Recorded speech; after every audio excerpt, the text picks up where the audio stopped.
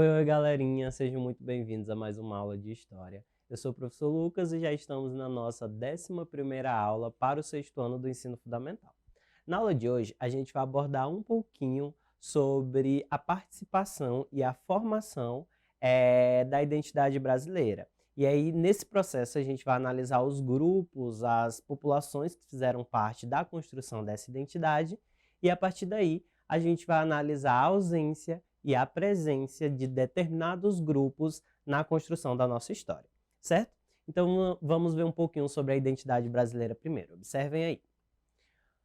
O povo brasileiro é resultado da miscigenação de vários povos. Os indígenas, os portugueses e os africanos são os principais grupos. No entanto, há vários imigrantes europeus e asiáticos que vieram para o Brasil, especialmente a partir do século XIX, que também formaram o povo brasileiro.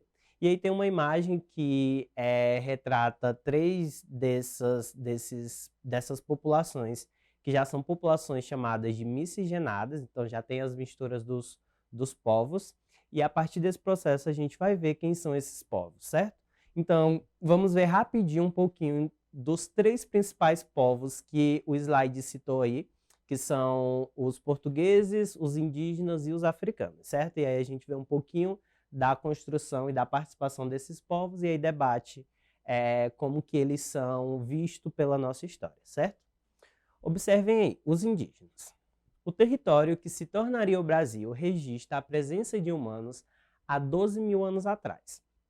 Os indígenas ocupavam toda a superfície, especialmente o litoral. Não devemos pensar que se tratavam de um único povo, mas sim de várias tribos indígenas, cada uma com sua língua e também costumes. Os mais numerosos eram os tupis-guaranis e foram com eles que os portugueses travaram contato. Os tupis conheciam a natureza, tinham nomeado os montes, praias e também os rios. Sabiam quais as ervas eram nocivas ou não e dentre outras coisas. Tudo isso foi ensinado aos portugueses. Então, o primeiro contato que a gente tem de populações no nosso território é essa chegada desses europeus, desses portugueses aqui no nosso território, que o desencadeia o chamado descobrimento, mas que a gente sabe que não é descobrimento. Como a gente acabou de ver, o nosso território já havia populações nativas que habitavam essa região do Brasil antes mesmo da chegada desses europeus, certo? E essas populações elas foram muito importantes porque muita riqueza cultural e muito aprendizado, muito do que a gente tem hoje, foi fruto dessa mistura de conhecimentos entre diversas populações indígenas que a gente tinha, certo? E aí vamos ver outro grupo, observem aí. Os europeus e a origem do povo brasileiro. O primeiro grupo europeu a aportar no Brasil foram os portugueses. Estes realizaram as viagens marítimas com vários objetivos. Queriam metais preciosos, terras, expandir o cristianismo e também as glórias nas batalhas. Motivos não faltaram para cruzar o mar-oceano.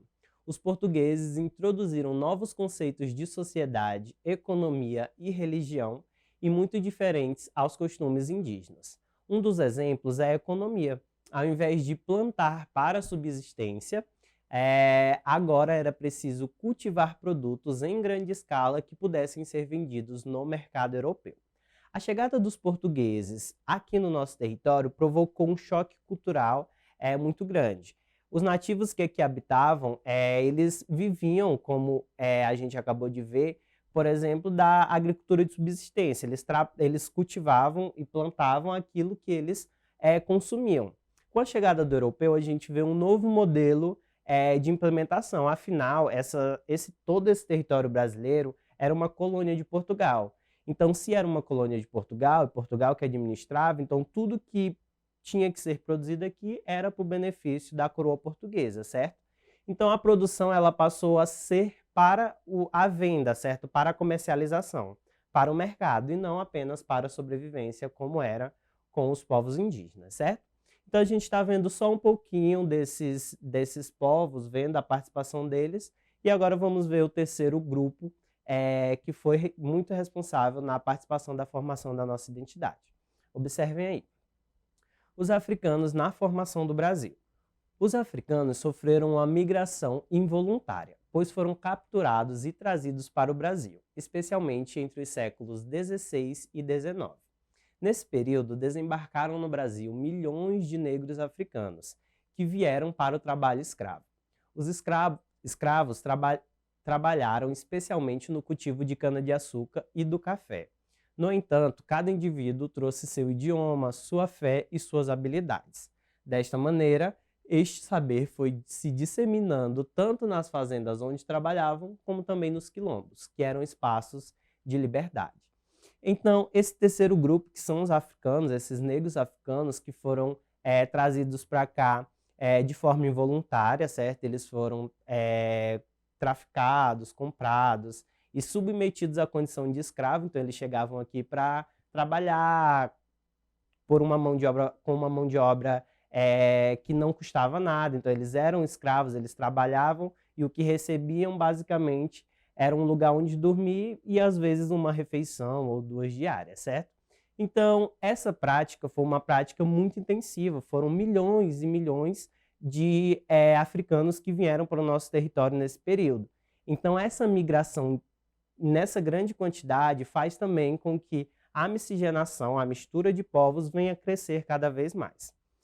Então, desses 3 povos principais, desses 3 povos em grande escala que a gente fala, surgiu a nossa identidade atual, certo? Da miscigenação, da mistura, da transformação, do contato, da troca.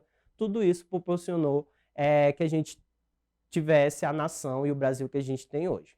É claro que, além desses citados, tiveram outras imigrações, como holandeses, japoneses, alguns outros países asiáticos e também europeus, mas em grande escala e em massa a gente tem esses 3 como principais. Mas vamos lá, o ponto-chave da nossa aula não é só falar dessa formação, mas é entender como que alguns grupos desses que a gente falou na nossa história, eles são silenciados, são apagados, e muitas vezes a gente nem tem o conhecimento da importância dele para a construção da nossa história. E aí eu trouxe agora uma matéria de um jornal, que a gente vai, 2 na verdade, e a gente vai analisar só a chamada, só o título, para a gente tentar entender a visão que ainda hoje, séculos depois, a gente tem dessa população. Aí tem aí, ó, o Brasil é líder disparado no genocídio de índios na América Latina. O livro O Mundo Indígena na América Latina, Olhares e Perspectivas, lançado na USP, aponta que problemas como a exclusão não foram superados.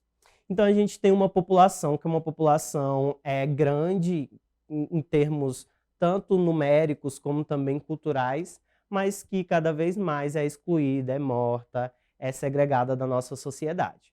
E aí a gente tem outra matéria também, observem aí. Isso não é gente. Os áudios com ataques a indígenas na pandemia que se tornaram alvos do Ministério Público Federal. Isso é uma matéria da BBC News, que nela vai contar um pouco desse processo que, pasmem, ano passado, certo? Foi no início da pandemia, de como as pessoas estavam associando a proliferação do vírus, o vírus circular e se expande mais ainda aos povos indígenas, isso lá no Mato Grosso, certo? Na região do Centro-Oeste. Então, teve toda essa mobilização também que mostra pra gente como ainda hoje a gente tem uma cultura de exclusão de algumas populações, como é exemplo da população indígena que a gente está falando. Outro exemplo também é a população negra. Mesmo no pós-abolição, esses negros ainda não foram de fato inseridos na nossa sociedade. A gente não tem uma inserção na sociedade, mesmo após esse processo de abolição, certo? E aí, ainda falando das populações indígenas, vamos ler um textinho aqui, rapidinho, que aí a gente volta para falar dessa questão dos negros, certo? Observem aí. Os índios no Brasil não fazem parte da rotina atual do país, como, por exemplo, ocorre no México, onde monumentos e museus, como o Museu Nacional da Antropologia Pré-Colombiana, mantêm acervos ligados à cultura indígena e à própria essência da nação. Damiani, que é um grande escritor, ele ressalta que no Brasil não há algo nem próximo disso. Aqui não se vê a tradição indígena como tesouro cultural, com todo o pensamento, os hábitos de vida, os rituais milenares. Há interesse em quadros de Monet ou Renoir, o que é louvável, mas não em pinturas indígenas extremamente ricas de até 1000 anos atrás. E aí a gente tem um quadro que é um quadro que faz parte de uma organização Unicuim, que são os povos Kaxinawá aqui do nosso território acreano. E esse quadro foi pintado dentro dessa organização, desse movimento que foi criado, exposto aqui na capital de Rio Branco no ano de 2014. Então é um quadro muito bonito, como a gente pode ver, que mostra também a valorização e a cultura desse povo. Então a gente não tem essa cultura e essa tradição de valorizar esses povos que são de grande importância para a nossa história. Geralmente a história ela é voltada a vangloriar, a exaltar e a cada vez mais valorizar o branco, o europeu, aquele que tem e é tido como civilizado, certo? E é por isso que a gente precisa meio que quebrar esses estereótipos de achar que índio não é gente, de que índio é preguiçoso, de que índio não gosta de fazer nada, é mal-humorado, passa o dia sem fazer nada. Então, todos esses estereótipos que a gente vai criando, cada vez mais vão sendo ensinados para a gente, eles precisam ser quebrados. Os povos indígenas, assim como nós, eles também têm culturas, diversidades, tradições, hábitos, costumes que são de grande importância para o fortalecimento da nossa história. Assim também como a população negra, como eu tinha falado e depois cortei, os negros, mesmo após a abolição, eles não foram inseridos na sociedade. Então, mesmo com todas as leis abolicionistas, a lei que proibia o tráfico, a lei que proibia que idosos fossem escravizados, depois veio a lei do ventre livre, que proibiam que as crianças fossem também escravizadas, e depois, por fim, a Lei Áurea, que proibiu a escravidão. Mas mesmo proibindo a escravidão, os negros não foram inseridos na sociedade. Eles não tiveram participação na cultura, eles não tiveram participação na educação, na saúde, em nenhum desses aspectos. Igualmente o seringueiro, que para a gente ainda é tido como algo negativo, é um estereótipo. Você ser chamado de seringueiro é algo pejorativo, sei, seu seringueiro, seu colonheiro. Mas a gente tem que entender que o seringueiro também, para a nossa história, tem uma valorização muito importante. E aí vamos finalizar vendo quem é o seringueiro. Os seringueiros são trabalhadores que vivem da extração de látex das seringas, árvores com ocorrência principalmente na floresta amazônica. Possuem um modo de vida integrado à natureza, dependendo dela, não apenas para exercício de sua atividade produtiva, mas para sua subsistência como um todo. Sendo assim, valorizam e respeitam as matas, tentam preservá-la e se integrar a ela em equilíbrio. Possuem técnicas e ferramentas para exercício de seu ofício que levam anos para serem plenamente dominadas. Então é um povo que é, para a nossa história local acreana, muito importante também na nossa valorização cultural, certo? E aí vamos fazer aqui uma questão simples e rápida para a gente tentar melhor entender esse conteúdo. Observem aí. Europeus, negros e indígenas formaram o povo brasileiro. Na construção da ideia de nação brasileira, quem era considerado superior? Isso pensando lá atrás, certo? Nisso que a gente está falando da construção da nossa história. Então, quem era considerado superior? Era o mulato, que era filho de europeu com negro? Eram os negros e indígenas? O cafuso, que era o filho de indígena com o negro? Ou o branco, que era filho de europeus? Então, quem era considerado superior?